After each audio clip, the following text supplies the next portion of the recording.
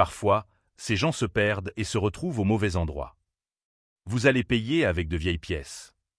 La question est sortie de la bouche de Derek Matthews, gérant de la concession BMW de luxe, avec ce ton de débauche que seules les petites gens de l'intérieur peuvent utiliser lorsqu'elles pensent avoir trouvé quelqu'un des inférieurs. David Goldstein, 58 ans, se tenait au milieu de la salle d'exposition la plus chère de Manhattan, entouré de voitures qui coûtent plus cher que des maisons entières, tandis que 3 vendeurs le regardaient comme s'il était une blague ambulante. Ses chaussures usées contrastaient avec le sol en marbre poli, mais il y avait quelque chose dans ses yeux. Le calme profond de quelqu'un qui a vu le monde brûler et renaître de ses cendres. « Excusez-moi, monsieur, mais êtes-vous sûr d'être au bon endroit ?» Jessica, la vendeuse blonde au tailleur impeccable, chuchote suffisamment fort pour que tout le monde l'entende. Le concessionnaire de voitures d'occasion se trouve de l'autre côté de la rue. David venait de demander à acheter 12 BMW X7 blindés, d'une valeur totale de 1,8 million de dollars. La réponse ? Des rires qui résonnent dans la salle comme s'il venait de raconter la blague du siècle. « Et, mon pote !» s'approche Derek avec le faux sourire de celui qui se croit généreux. « Je sais que vous, les gens comme vous, aiment marchander, mais ce n'est pas un marché aux puces. Ces voitures coûtent 150 000 € chacune. C'est de l'argent réel, pas des pièces de monnaie dans un bocal. » Cette remarque a fait rire les autres employés. Sarah, la réceptionniste, a même pris une photo discrète avec son téléphone portable, probablement pour la poster sur Instagram avec une légende hilarante sur « quand quelqu'un se perd au mauvais endroit ». Vraiment, poursuit Jessica, qui s'amuse visiblement. Savez-vous quel genre de clientèle fréquente cet endroit ? Ce n'est pas exactement ton profil. Elle insista sur les derniers mots, regardant David de haut en bas avec un mépris à peine dissimulé. Derek croisa les bras, adoptant la posture de celui qui s'apprête à recevoir une leçon de vie. « Écoute, mon vieux, je vais être franc avec toi. Cette concession s'adresse aux cadres, aux hommes d'affaires, aux gens qui ont vraiment de l'argent. Ce n'est pas un endroit pour les gens qui veulent rouler et prendre des selfies. Peut-être cherchez-vous le métro ? Suggère Sarah depuis la réception, suscitant de nouveaux rires. La station est juste au coin de la rue. C'est beaucoup plus adapté pour des gens comme vous. David était là, immobile, tenant une mallette en cuir usé. À l'intérieur se trouvaient des documents qui allaient complètement changer l'arrogance de ces gens. Mais ce n'était pas encore le moment. Il avait appris depuis longtemps que la patience est l'arme la plus efficace contre l'ignorance. À ce moment-là, un couple élégant entra dans la concession. Elle avec un sac Hermès, lui avec une montre Rolex scintillante au poignet. Derek changea immédiatement de posture, se transformant en vendeur le plus attentif du monde. « M et Madame Thompson. Quel plaisir de vous revoir. » Derek se précipite pratiquement vers eux, laissant David derrière lui comme un meuble oublié. Madame Thompson regarde dans la direction de David et fronce les sourcils. « Derek, mon cher, qu'est-ce que c'est que cette situation ? Depuis quand permettez-vous ? Eh bien, vous savez, ce genre de personne ici. »« Mille excuses, Madame Thompson, » chuchote Derek, mais assez fort pour que David l'entende. « Nous sommes déjà en train de régler le problème. » Jessica s'est jointe à eux, aimant manifestement le drame. Il est venu ici en parlant d'acheter 12 voitures. 12. Comme s'il achetait du pain à la boulangerie. 12 BMW X7 ? Monsieur Thompson rit. C'est presque 2 millions de dollars. Pour qui se prend-il ? Un cheikh arabe déguisé. Le rire éclate à nouveau, plus fort et plus cruel cette fois. Sarah était déjà en train de taper frénétiquement sur son téléphone portable, probablement en train de mettre à jour ses réseaux sociaux avec plus de détails sur la comédie à laquelle elle assistait. « Vous avez des clients qui paient en liquide ?» demande simplement David, comme s'il n'avait pas eu le temps de s'inquiéter. Demanda simplement David, comme s'il n'avait pas entendu les insultes déguisées. Du liquide. Derek manque de s'étouffer de rire. Mec, tu sais que ça fait presque 2 millions de dollars, non ? Ce n'est pas l'argent de la bar mitzvah que tu économises depuis ton enfance. La plaisanterie antisémite a poussé Madame Thompson à se couvrir la bouche pour cacher son rire. Même Monsieur Thompson, qui essayait de garder son sang-froid, n'a pas pu dissimuler son sourire diabolique. Derek, je t'en prie, Jessica fait semblant d'être scandalisée. Ne sois pas cruel. Peut-être qu'il a gagné de l'argent en vendant, je ne sais pas, des bibelots dans la rue. Ou peut-être qu'il possède un prêteur sur gage, crie Sarah depuis la réception. Ils ont toujours beaucoup d'argent, n'est-ce pas ? De vieilles pièces de monnaie, des bagues en or, ce genre de choses. La salle éclate de rire. Jessica enregistrait tout sur son téléphone portable, marmonnant quelque chose à propos de matériel de première qualité pour TikTok. Sarah avait déjà posté la photo avec la légende. Quand quelqu'un confond BMW avec une friperie juive #dealership #reality. Mais David n'a pas bougé. Il n'est pas parti. Il n'a pas crié. Il est resté là, avec cette sérénité troublante de quelqu'un qui porte des secrets qui pourraient détruire des mondes entiers. Derek a regardé Jessica, Jessica a regardé Sarah, et tout le monde a regardé David comme s'il s'attendait à ce qu'il disparaisse comme par magie. Mais il était là, stable comme un roc, tenant sa mystérieuse mallette. Monsieur, tenta une dernière fois Derek, sur un ton plus menaçant. Vous gênez nos vrais clients.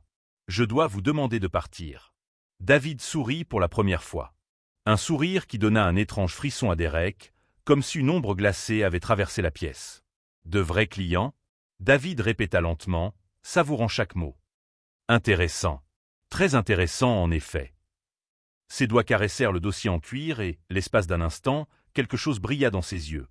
Pas de la colère, pas de l'humiliation, mais quelque chose de bien plus dangereux.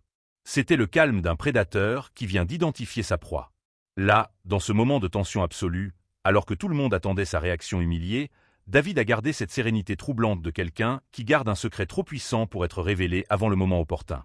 Ses mains fermes sur sa mallette contrastaient avec la nervosité croissante qui commençait à s'emparer des vendeurs.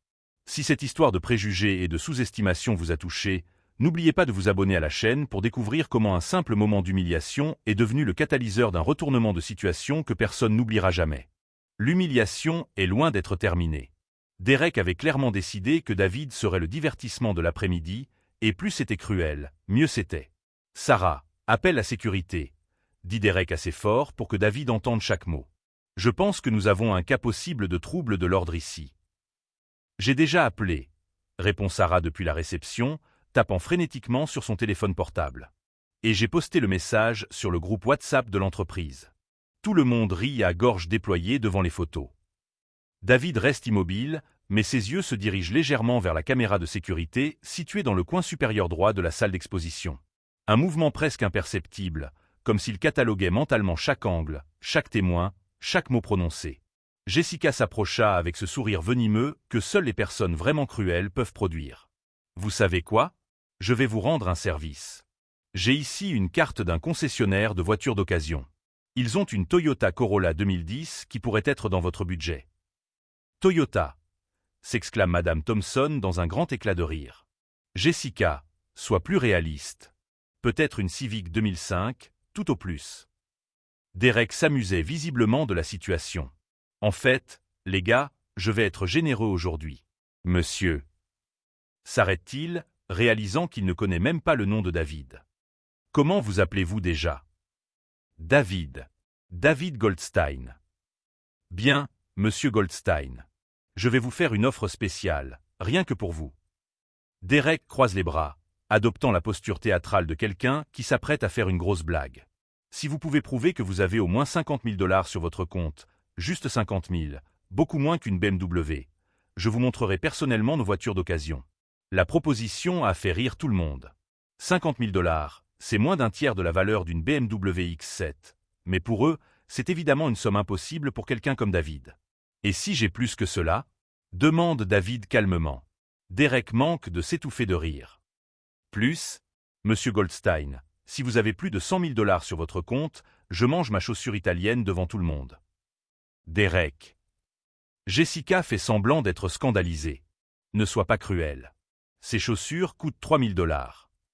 Exactement, poursuit Derek, visiblement enivré par sa propre cruauté. 3 000 $, probablement plus que son revenu annuel. David ferma les yeux un instant, et quelque chose d'étrange se produisit.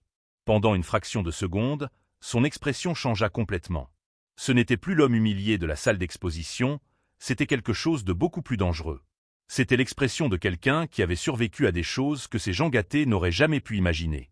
Ses parents étaient arrivés aux États-Unis en 1965 avec rien d'autre que les vêtements qu'ils portaient et un rêve. Son père, Samuel, travaillait 16 heures par jour dans un petit atelier du Bronx, où il réparait des montres et des bijoux anciens. Sa mère, Rachel, cousait jusqu'au petit matin pour compléter les revenus de la famille.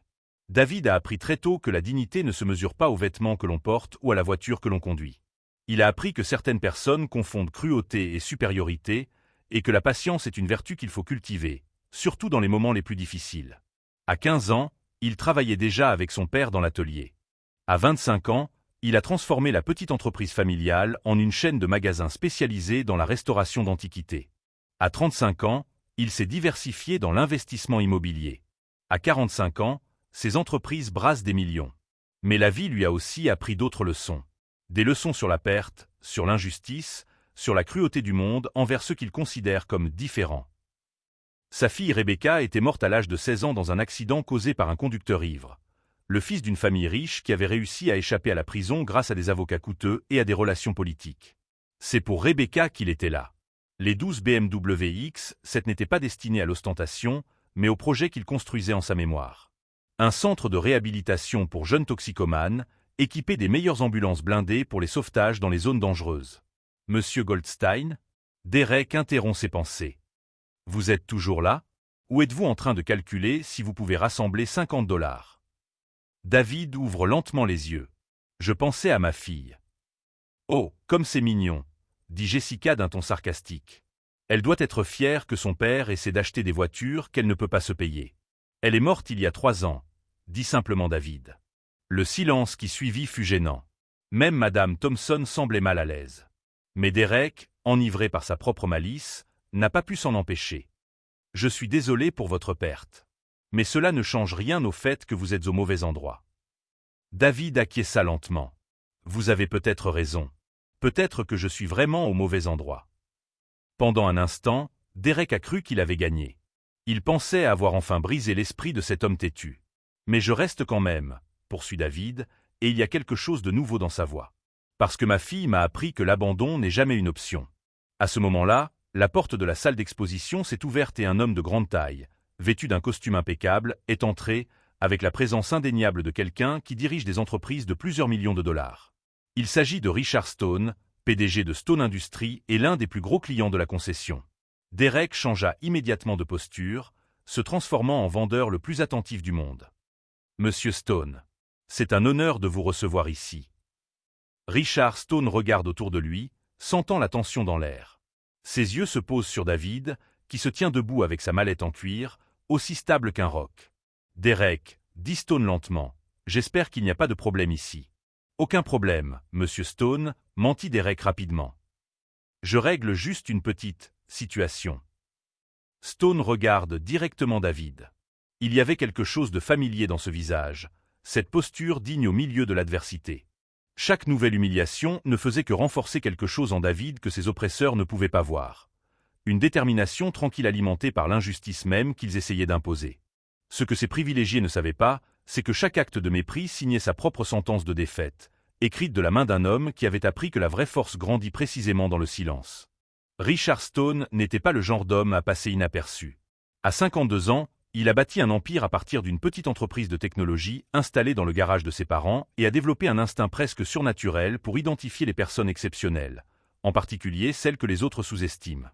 Derek, dit Stone, en gardant les yeux fixés sur David, présentez-moi ce monsieur. Derek balbutie, visiblement mal à l'aise. Monsieur Stone, voici, enfin, monsieur Goldstein. Il était juste. Je peux parler pour moi, interrompt David calmement, en tendant la main à Stone. David Goldstein.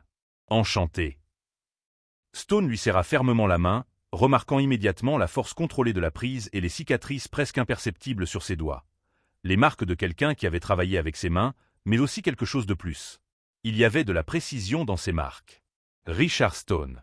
Et vous, monsieur Goldstein, que faites-vous dans la vie? Cette question simple et directe rendit Derek encore plus nerveux. Madame Thompson murmure à son mari de ne pas écouter ces gens. Je restaure de vieilles choses, répond David simplement. Des montres, des bijoux, des antiquités en général.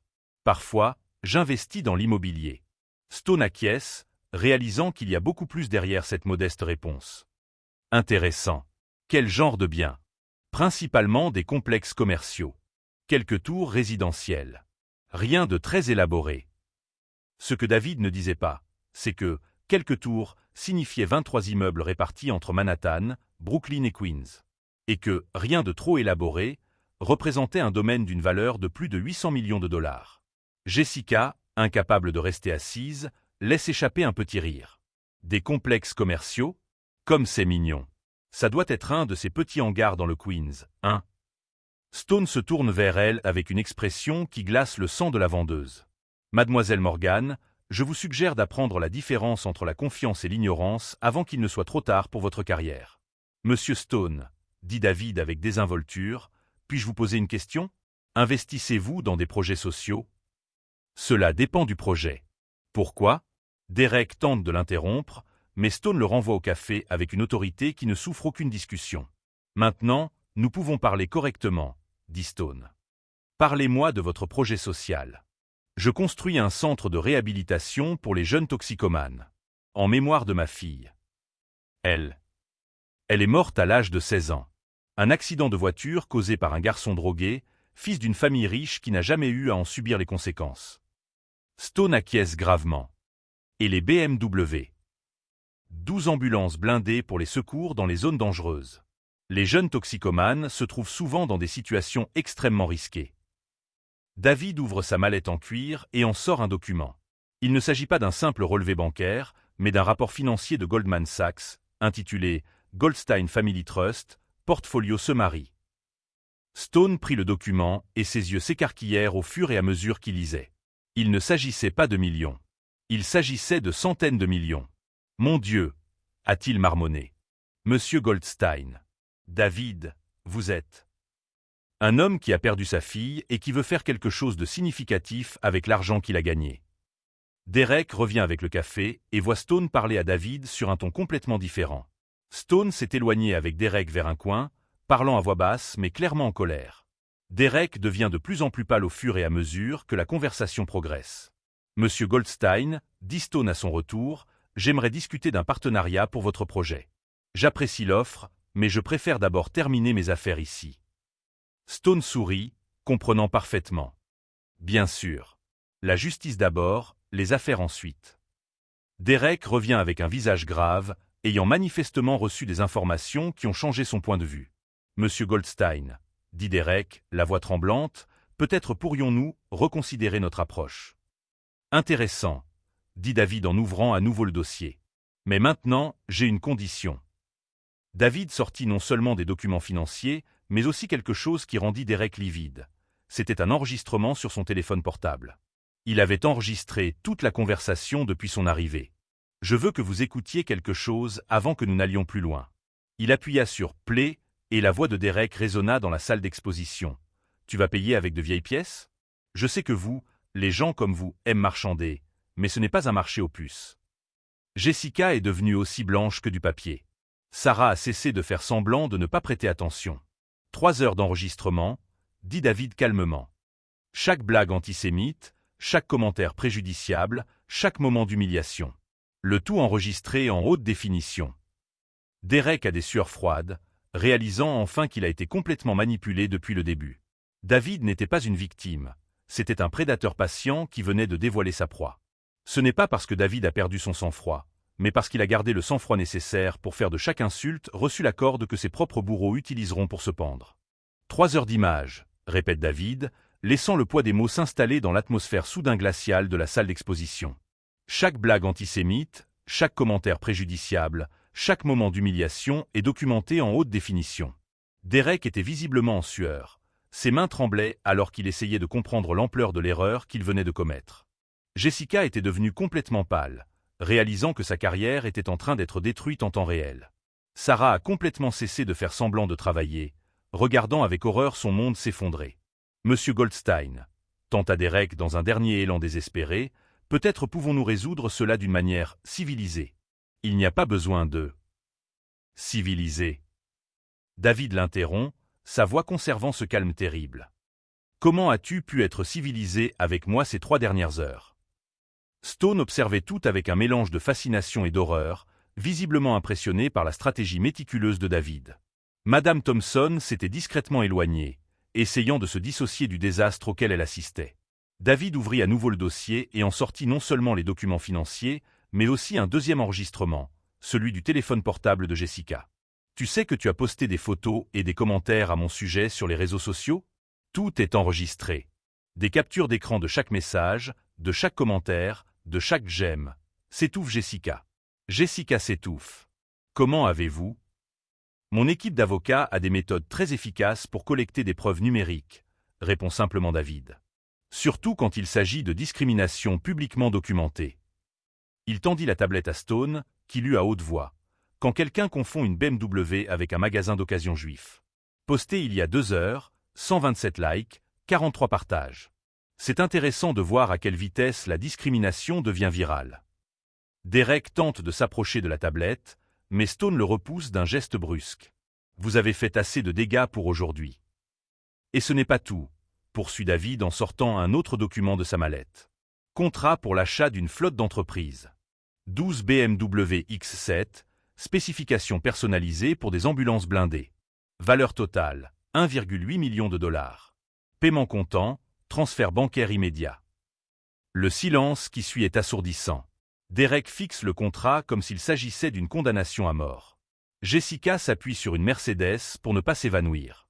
Mais voici le point intéressant, dit David en souriant froidement. Ce contrat contient une clause spéciale.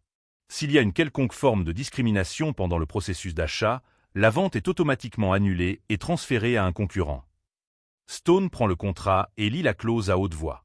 En cas de traitement discriminatoire basé sur l'ethnie, la religion, l'apparence physique ou le statut socio-économique, l'acheteur se réserve le droit d'annuler cette transaction et de la diriger immédiatement vers Mercedes-Benz Beverly Hills, y compris toutes les commissions correspondantes. Derek manque de s'évanouir. 1,8 million de dollars de vente, plus les commissions qui allaient faire vivre sa famille pendant des années, viennent de lui glisser entre les doigts. Monsieur Goldstein, s'il vous plaît, pouvons-nous reconsidérer? Ah, mais ce n'est pas encore fini, interrompt David en sortant son téléphone. J'ai un appel à passer. Il compose le numéro et met le haut-parleur. Une voix féminine répond « Cabinet d'avocats Goldstein et associés, comment puis-je vous aider ?» Sarah, c'est moi. J'ai besoin que vous poursuiviez immédiatement une affaire de discrimination religieuse et ethnique. Nous avons des enregistrements complets, des preuves numériques et des témoins. Je veux une action civile et criminelle. Compris, Monsieur Goldstein. Combien d'accusés? David regarde Derek, Jessica et Sarah. 3 principaux, plus la société. Et Sarah? Je veux que ce soit dans les journaux demain. Un concessionnaire de BMW de luxe pratique une discrimination antisémite à l'encontre d'un multimillionnaire. Derek s'effondre sur une chaise, réalisant que ce n'est pas seulement son travail qui est en danger.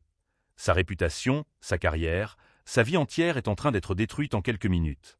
Attendez, tente désespérément d'intervenir Jessica. Nous ne savions pas qui vous étiez. Si nous le savions. Si vous le saviez, me traiteriez-vous différemment? Demande David. Et cela rend les préjugés acceptables? Est-ce qu'ils ne respectent que les riches? Stone secoue la tête, visiblement impressionné par le piège parfait que David lui a tendu. Brillant. Absolument brillant. Monsieur Goldstein, plaide Derek, les larmes aux yeux. J'ai une famille, j'ai besoin de ce travail. S'il vous plaît. Avez-vous pensé à votre famille lorsque vous avez décidé de m'humilier publiquement? As-tu pensé aux conséquences quand tu l'as posté sur les réseaux sociaux? Sarah, qui était restée silencieuse jusque-là, a tenté une dernière carte. Nous pouvons effacer les messages. Nous pouvons nous excuser publiquement. David sourit. Pas un sourire cruel, mais celui de quelqu'un qui s'apprête à donner une leçon qui ne sera jamais oubliée. C'est trop tard. Les captures d'écran sont déjà entre les mains de mes avocats. L'enquête a déjà commencé. Et vous savez quoi? Il marque une pause spectaculaire, regardant chacun d'entre eux. J'ai découvert que je ne suis pas la première personne que vous traitez de la sorte. Mon équipe a trouvé d'autres cas, d'autres victimes. Un médecin noir le mois dernier, une famille hispanique en janvier. Vous avez un modèle de comportement discriminatoire. Derek était complètement anéanti, réalisant que David avait monté un dossier solide et irréfutable contre eux. La justice, dit David en rangeant calmement ses papiers, n'est pas une vengeance. C'est la responsabilité. Vous devez apprendre que les actes ont des conséquences. Stone s'est approché de David avec une véritable admiration. Monsieur Goldstein, c'était un plaisir d'être témoin de cela. Et à propos de notre partenariat. Ce sera un plaisir de discuter affaires avec quelqu'un qui comprend la valeur de la dignité humaine, a répondu David. Tandis que Derek, Jessica et Sarah se rendaient compte que leur carrière avait pris fin par pure arrogance, David se dirigeait vers la sortie, non pas comme l'homme humilié qui était entré, mais comme quelqu'un qui venait de prouver que la véritable force ne réside pas dans l'humiliation des autres, mais dans la défense de sa propre dignité avec une intelligence impitoyable. Mais la leçon la plus dévastatrice était encore à venir. Une révélation finale qui transformerait cette victoire en quelque chose d'encore plus grand, prouvant que parfois la justice la plus puissante est celle qui construit des ponts tout en détruisant les murs de préjugés. 6 mois plus tard, David était assis dans le bureau panoramique de son nouveau centre de réhabilitation, Rebecca Soap, et regardait les 12 BMW X7 blindés garés dans la cour, désormais entièrement équipés en ambulances de secours ultramodernes. Chaque véhicule a sauvé des dizaines de jeunes toxicomanes des rues les plus dangereuses de New York. Le titre du New York Times était toujours encadré sur le mur. Un multimillionnaire dénonce une discrimination chez un concessionnaire de luxe. L'affaire devient le symbole de la lutte contre les préjugés dans le commerce de détail d'élite. Le procès a été dévastateur pour Derek, Jessica et Sarah. L'enregistrement de 3 heures, associé à des preuves numériques et aux témoignages d'autres victimes, a abouti à une condamnation pour discrimination qui leur a coûté non seulement leur emploi, mais aussi leur réputation. Derek travaillait désormais comme vendeur de voitures d'occasion dans le Queens, gagnant un dixième de ce qu'il gagnait auparavant. Jessica a été exclue de l'industrie automobile et travaille comme télévendeuse. Sarah a découvert que les messages antisémites ont des conséquences durables sur le marché du travail. Monsieur Goldstein, annonce son assistante dans l'interphone, Monsieur Stone est arrivé pour la réunion. Richard Stone entre avec un sourire sincère, muni d'un rapport. Son partenariat avec David est devenu l'une des collaborations les plus fructueuses de leur carrière. David, les chiffres du 3e trimestre sont impressionnants. Le centre a sauvé 847 jeunes et le taux de récupération est supérieur de 40% à la moyenne nationale. Rebecca serait fière, sourit David en touchant délicatement la photo de sa fille sur son bureau. Et ce n'est pas tout, poursuit Stone. 5 autres entrepreneurs veulent reproduire le modèle dans leur ville. Votre histoire a inspiré un mouvement national. L'ironie est délicieuse. L'humiliation que Derek avait tenté d'imposer était devenue le catalyseur d'une révolution dans la manière dont les centres de réhabilitation fonctionnaient à travers le pays. La cruauté de quelques personnes avait involontairement financé le salut de milliers de personnes. Le téléphone sonne. C'est le docteur Martinez, directeur médical du centre. Monsieur Goldstein, nous venons de recevoir une jeune fille de 16 ans, victime d'une grave overdose. Nous sommes arrivés à temps grâce à la vitesse des BMW blindés. Elle vivra. Une autre vie sauvée par les mêmes véhicules dont Derek s'était moqué, achetés avec l'argent que Jessica avait ridiculisé, pour honorer une fille à laquelle Sarah avait indirectement manqué de respect avec ses commentaires cruels. Vous savez ce qui est fascinant aussi? Observe Stone. La concession a fermé 3 mois plus tard. La mauvaise presse était telle que la société mère a annulé la franchise. Le bâtiment est aujourd'hui une clinique communautaire gratuite. David sourit avec une réelle satisfaction. La justice a des façons intéressantes de se manifester. La chute du concessionnaire automobile a été spectaculaire. Après que la vidéo des humiliations est devenue virale avec plus de 10 millions de vues, des boycotts massifs et des protestations quotidiennes à la porte ont fait chuter les ventes de 90%. BMW a annulé le contrat de franchise, invoquant des « valeurs incompatibles avec la marque ». À ce moment-là, son assistante lui apporte une lettre. Elle est arrivée par la poste aujourd'hui, Monsieur Goldstein. C'était de la part de Derek. David l'a lu à haute voix à Stone. Monsieur Goldstein, je sais que je ne mérite pas d'être pardonné, mais vous devez savoir que votre histoire a changé ma vie. Je suis une thérapie pour les préjugés implicites et je fais du bénévolat dans des centres communautaires. Je regrette profondément de vous avoir jugé. Derek Matthews. Allez-vous répondre? Demande Stone. J'ai déjà répondu, dit David en montrant une enveloppe déjà prête. Je lui ai offert un emploi ici, dans l'administration. Un salaire de base, mais avec la chance d'apprendre la dignité humaine dans la pratique. Stone est impressionné. Même après tout cela. Rebecca a toujours dit que les gens peuvent changer lorsqu'ils sont confrontés aux conséquences de leurs actes. Derek a tout perdu, son travail, sa réputation, sa stabilité financière. Maintenant, il peut choisir, rester amer ou devenir quelqu'un de meilleur. La leçon la plus importante a été révélée. La véritable vengeance ne consiste pas à détruire Derek, Jessica et Sarah, mais à faire de leur tentative d'humiliation le fondement de quelque chose de plus grand et de plus significatif qu'aucun d'entre eux n'aurait pu l'imaginer. 3 ans plus tard, le modèle Hope de Rebecca s'est étendu à 47 États. David a investi 200 millions de dollars supplémentaires dans l'expansion, créant ainsi le plus grand réseau de centres de réadaptation du pays. Derek est désormais coordinateur administratif dans l'un de ces centres, consacrant sa seconde chance à aider les jeunes que la société a rejetés. La concession BMW où tout a commencé est devenue un symbole national. L'endroit exact où David avait été humilié porte désormais une plaque.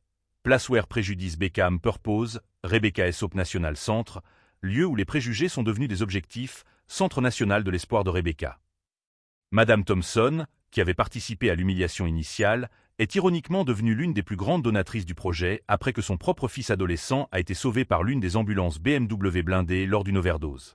Jessica avait tenté de poursuivre David pour destruction de carrière, mais l'affaire a été abandonnée lorsque ses propres preuves numériques ont été utilisées contre elle. Elle travaillait désormais dans le service clientèle, au salaire minimum. Une ironie cruelle pour quelqu'un qui s'était moqué de l'argent des pauvres. La vie a un sens de l'humour à la fois cruel et poétique, se dit David en regardant par la fenêtre l'une des ambulances partir pour un autre sauvetage. Ils ont essayé de me briser avec des préjugés, mais ils m'ont seulement donné les matériaux pour construire quelque chose d'incassable. Stone a levé sa tasse de café pour porter un toast improvisé. À Rebecca, qui continue de sauver des vies grâce à la détermination de son père. Pour Rebecca, a répété David, qui m'a appris que la meilleure réponse à la haine n'est plus la haine, mais l'amour transformé en action. L'histoire de David prouve que lorsque nous faisons face à l'injustice avec intelligence, patience et détermination, nous ne nous contentons pas de survivre, nous prospérons d'une manière que nos oppresseurs ne pourront jamais détruire ou comprendre. Derek avait tenté d'humilier David, mais il a fini par motiver une transformation qui allait sauver des milliers de vies. La véritable victoire ne réside pas dans la chute de Derek, mais dans l'avènement de quelque chose de bien plus grand qui a émergé des cendres de cette humiliation. Si cette histoire de transformation et de justice vous a touché, abonnez-vous à la chaîne pour d'autres histoires qui prouvent que parfois, les moments les plus sombres ne sont que le début des chapitres les plus brillants de notre vie.